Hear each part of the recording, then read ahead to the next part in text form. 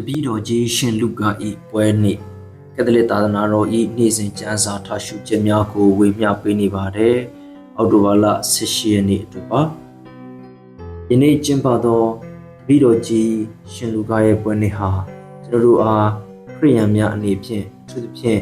ဒုက္ခရောက်နေကြတဲ့နာကျင်ဝေဒနာတွေခံစားနေရတဲ့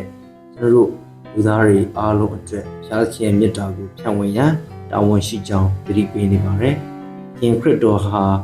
တပည့်တော်82ယောက်ကိုရွေးချယ်ပြီးအလွန်အန္တရာယ်များသောခရီးစဉ်အတွက်2ယောက်စီဆင်လွတ်ခဲ့ပါတယ်။အာသည်တင်တို့ကိုဝင်ပလီများအလေတို့တိုးသူငယ်များကဲ့သို့ဆင်လွတ်မယ်လို့ပြောကြားခဲ့ပါတယ်။တရင်ကောင်းကိုဟောကြားတဲ့နေရာမှာလည်းပဲ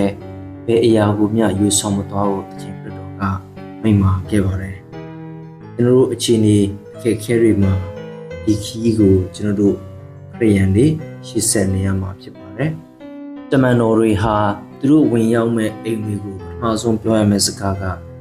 ငြိမ်းချမ်းခြင်းရှိပါစေလို့နှုတ်ဆက်ရမှာဖြစ်ပါတယ်။ဒီအချိန်မှာကျွန်တော်တို့တောင်းတနေတဲ့ငြိမ်းချမ်းရေးဟာအရေးကြီးလာပါတယ်။ဒီသတင်းစကားဟာအရေးကြီးပါတယ်။ပဋိပက္ခတွေနဲ့ကြောင်းရွံ့မှုတွေနဲ့ပြည့်နေနေတဲ့ကျွန်တော်တို့ရဲ့အတိုင်းအဝိုင်းကြီးမှာငြိမ်းချမ်းရေးဟာမပြတ်နိုင်တဲ့လက်ဆောင်ဖြစ်ပါတယ်။ဒီငြိမ်းချမ်းသာယာမှုဟာ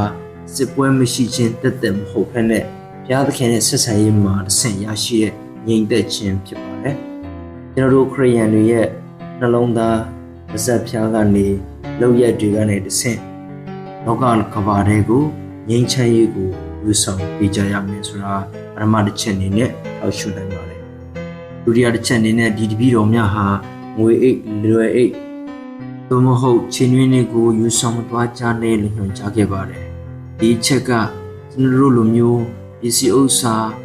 မရှိခြင်းဆင်းရဲဒုက္ခရောက်ခြင်းဒီလွှားနေကြရခြင်းအခြေအနေတွေမှာပို့အိမ်ဆုံးခွာရတဲ့အခြေအနေမှာအတိတ်ပဲရှိတာပါပဲ။ဆင်းရဲဒုက္ခရောက်ခြင်းမတိမချ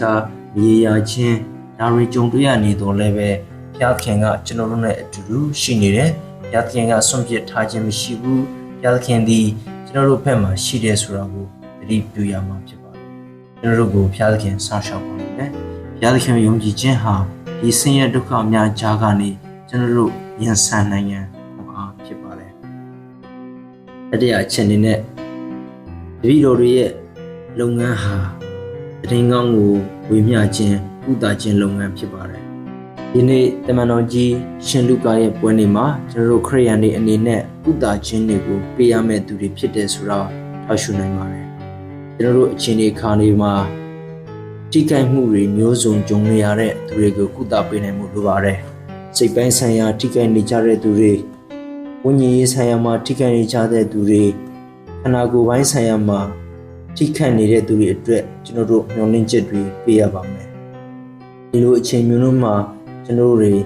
ခရစ်တော်ရဲ့သခင်ကောင်းကိုသက်သေခံခြင်းအပြင်ကုသခြင်းတွေပေးကြရမှာဖြစ်ပါတယ်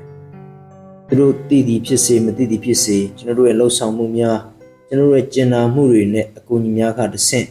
သူတို့ဒီဟာဘုရားသခင်ရဲ့မေတ္တာကိုခံစားကြရပါမယ်။ဒီအချက်တွေဟာဒီလိုမျိုးဒုက္ခရောက်နေတဲ့အကြက်တွဲများကြားမှာရပ်တည်ပြီးခက်ခဲနေတဲ့သူတွေကို